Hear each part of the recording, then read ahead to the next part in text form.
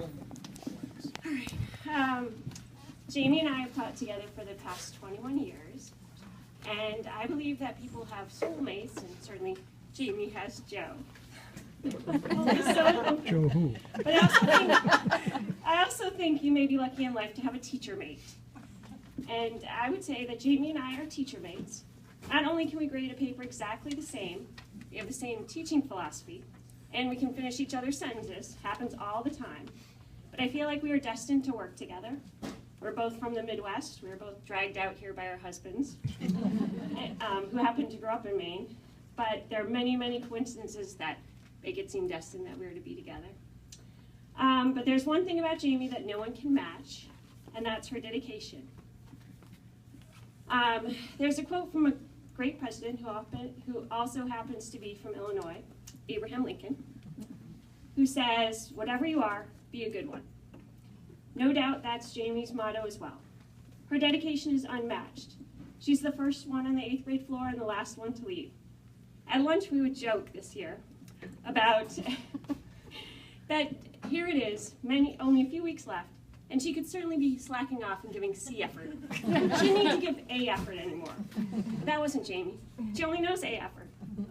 From her first day to her 3,675th, she could only give her best. That was my estimate.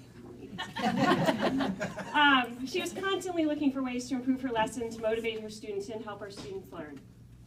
Even in these last weeks, she was willing to implement new lessons, improve her assignments, all with the needs of her students in mind. Taking on things that none of the rest of us really wanted to try, but would be most helpful for us, she was doing it and helping us out. Even a broken ankle didn't stop Jamie. Joe was coming in at the beginning of the week, dropping off papers, picking up a new set, bringing them back on Friday.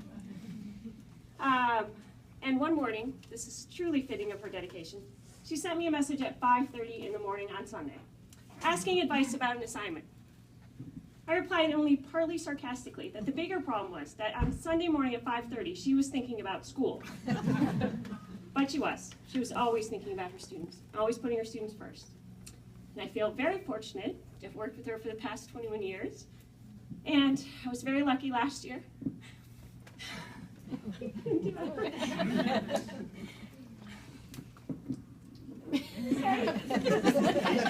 know what I was going to say? I got it.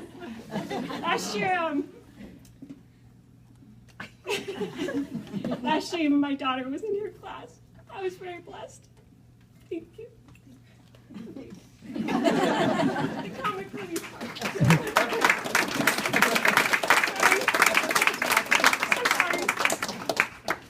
Yeah, and we've all been the benefit of Jamie's wisdom and passion for teaching all these years.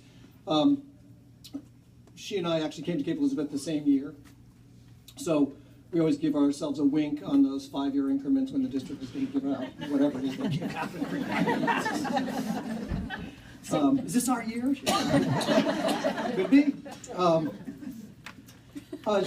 Jamie and I also share a passion for theater, and it's not something that, it's something that I do with middle school kids all the time, and Jamie does that as something that she just loves to do. And it was always a real pleasure of mine to hear about the latest Portland Stage production that she saw, or her feedback on the productions that I've directed and been associated with at the middle school. I think Jamie came to every single show that we've done there in the last 20 years or so, and I'm not sure I could say that about every teacher in the middle school.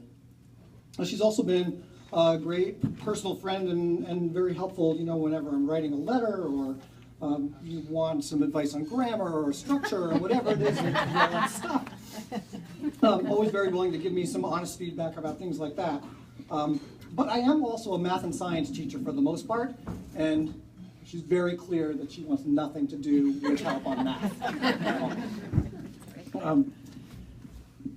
I've benefited in other ways. At times, Jamie's value of the spoken word as well as the written word has always been prevalent in what she did, and staging of Our Town episodes, and always loving to go in after school and clean up the remains of a Mockingbird tea party. There was always some great leftovers from those. So in closing my remarks, I just want to thank you for all these wonderful years as an 8th grade teacher and as a colleague. Thanks, Jamie.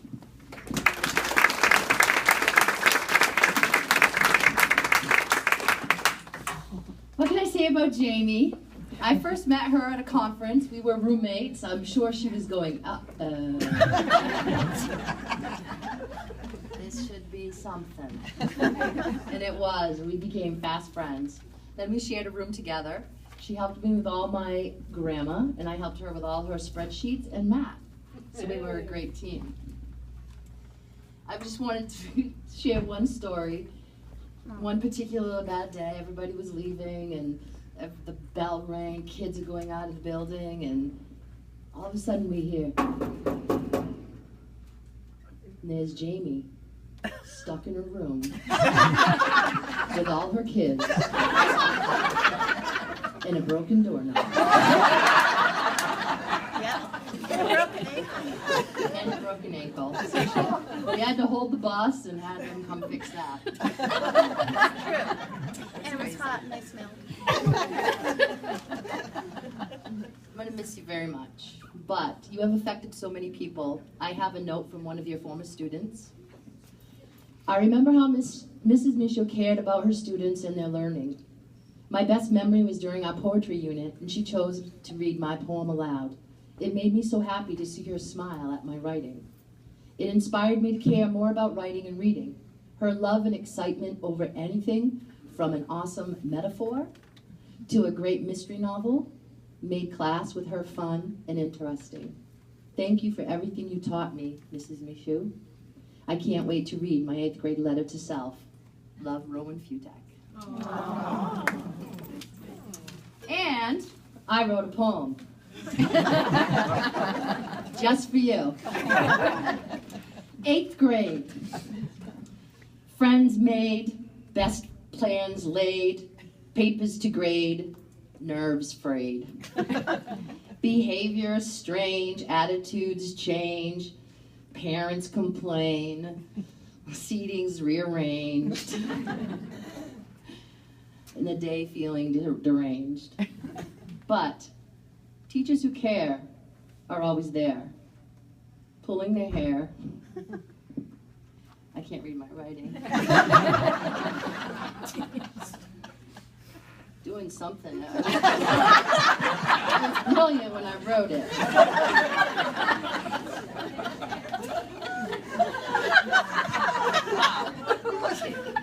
To end, always making a difference.